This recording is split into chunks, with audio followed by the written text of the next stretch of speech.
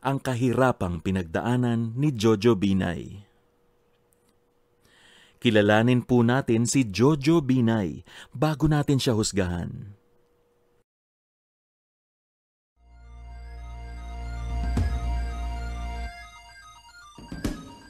He was not born into wealth nor prestige, nor the privileges accorded the science of the rich and powerful. He spent his childhood barely surviving poverty and the harsh surroundings of Makati and Pasay in the early 50s, with not much more than resourcefulness and determination. And all his adult life, he has crusaded against political tyrannies, inequality, injustice, ignorance, and poverty. Yet he would preside over the phenomenal growth of his beloved Makati, steering the once backward municipality into a modern and vibrant metropolis.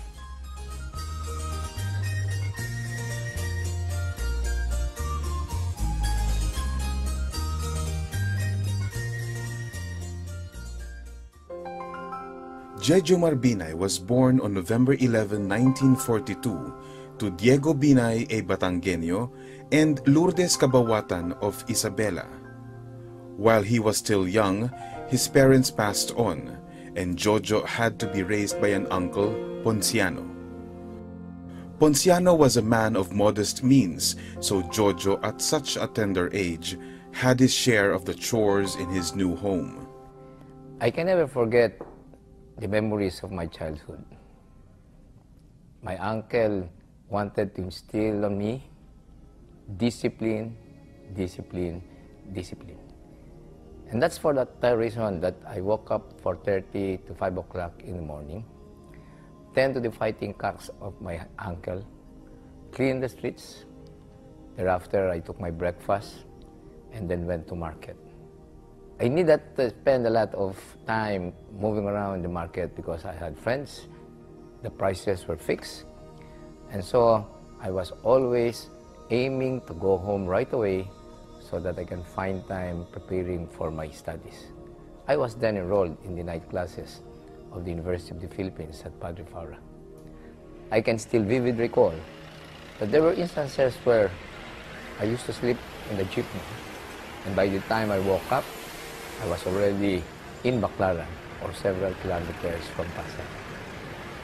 Because of that, from Pasay to Makati, where we resided, I had to take a walk. But this is one thing which has been a part of my life. Trained to face challenges and trained to face whatever is part of what we call life. Jojo is a proud product of the Philippine public school system. Being bright and diligent, he was able to get the best that public education could offer. Elementary education at the Philippine Normal College Training Department. Secondary schooling at the University of the Philippines Preparatory High School. Bachelor of Arts in Political Science in UP Diliman, and Bachelor of Laws also in UP. After he passed bar examinations in 1968, Jojo taught law, political science, and public administration at the Philippine College of Commerce, Philippine Women's University, and St. Scholastica's College. And he kept on studying, taking postgraduate subjects in public administration in UP and in law at the University of Santo Tomas. Still, he found time for another pursuit, a lady physician who would become his lifetime partner and best friend. After a long courtship, Jojo won the heart of Elenita Sombilio, and their union would bear them a brood of 5.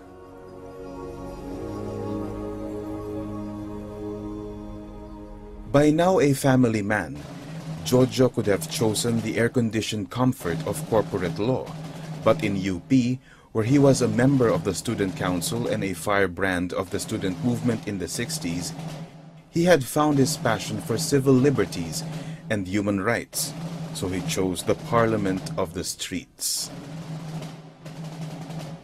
While raising a family on a small income, he joined FLAG, and gave free legal advice to poor clients and victims of human rights abuses during the Marcos regime. He also joined ATOM, which was organized to seek justice for the assassinated Ninoy Aquino. Then with the late Senator Lorenzo Taniada, former Senators Wigberto Taniada, and Rene Sagisag and Senator Joker Arroyo, he became a founding member of Mabini.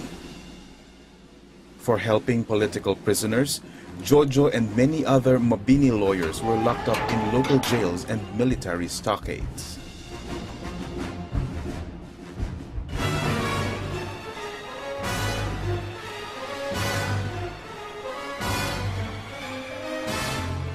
Then there was the EDSA revolution.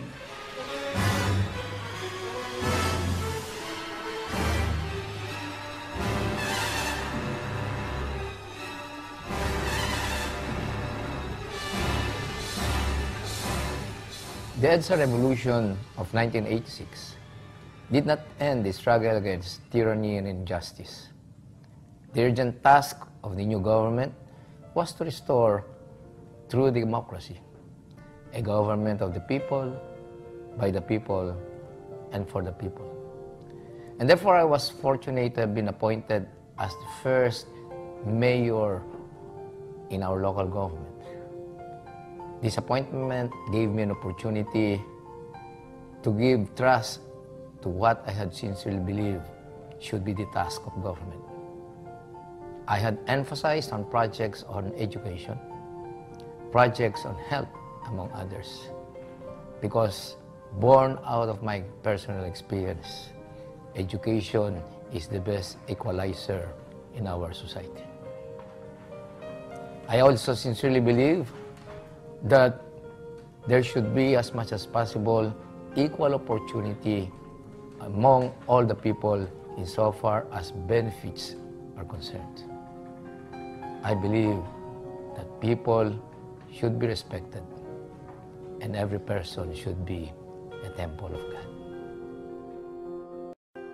Jojo Binay was appointed acting mayor of Makati by President Cory Aquino, and from day one, he defined his style of governance in what has become the motto of Makati City Hall since he took office: Paglingkuran ang bayan, serve the people.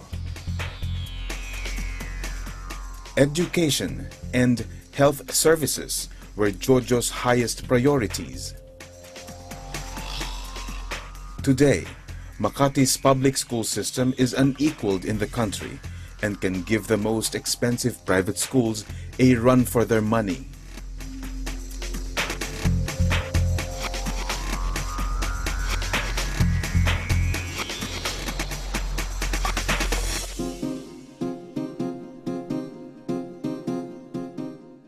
The same can be said about Makati's public health system and social services.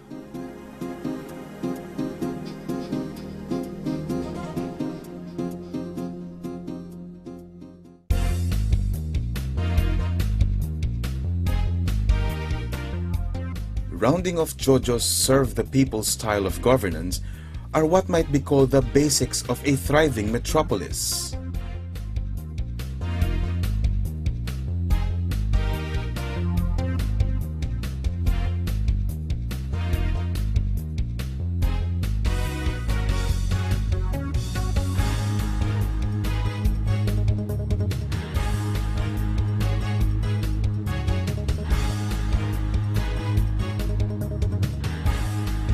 As a testament to the effectiveness of Jojo's programs, the citizens of Makati elected him to 3 consecutive terms as mayor in 1988, 1992, and 1995.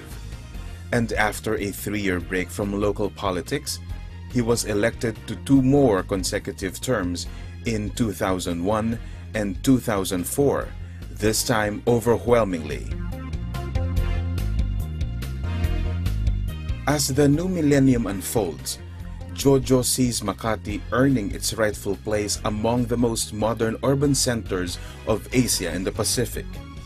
He sees Makati not only as a national capital of finance and commerce, but also as a center for information technology, a hub for Asian tourism, a beacon for art and culture, and a leader in public service.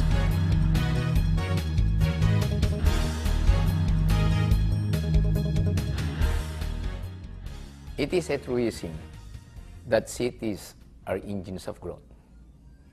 And therefore, I sincerely think that the challenge for the city of Makati today is to be a major player in the global economy without losing our identity and character as a Filipino community. We preserve our heritage. We promote our art and culture because modernization does not mean westernization. We are protective of our environment because urbanization is not certainly a license to disturb our ecology. We will continue to provide the very best environment for investment, trade and commerce in the city of Makati, but never, never to the neglect of our citizens.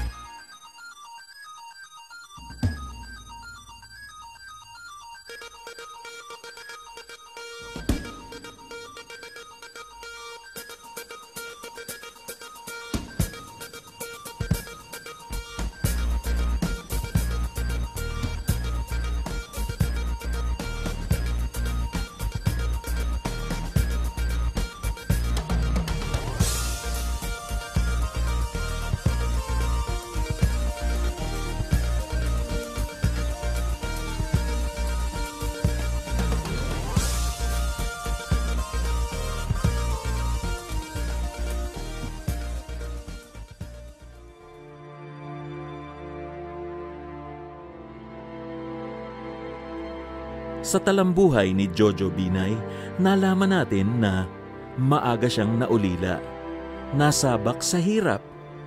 Pero ang kahirapan ding ito ang nagtanim sa kanyang pagkatao ng pangarap na makapagsilbi sa bayan balang araw at magtagumpay. Malalim ang karanasan niya at kaalaman sa tunay na kalagayan ng mga mahihirap. Produkto si VP Binay ng Public Educational System. Naniniwala siya na para makaahon sa kahirapan ay kailangan ang mataas na kalidad ng edukasyon. Kahit na isa siyang ulila dahil sa angkin niyang talino at kasipagan, ay naging matagumpay siyang abogado. Itinaya niya ang kanyang buhay sa pagtatanggol sa mga biktima ng martial law. Nakulong siya dahil dito at paulit-ulit na nahabla. Ipinakita ni Jojo Binay ang pagmamahal niya sa bayan sa pakikilahok niya sa kilusang pagbabago at pagpapalaya ng lipunan upang maibalik ang demokrasya sa bayan. Bilang punong bayan ng Makati, ipinakita niya ang galing sa pamamalakad at kakayahan ng isang magaling na lider sa maunlad na pamumuhay ng syudad. Ipinakita niya ang pagmamahal at malasakit sa mahihirap, kabataan, may sakit at kapansanan, at mga nakatatanda sa mga programang inilunsad niya sa Makati.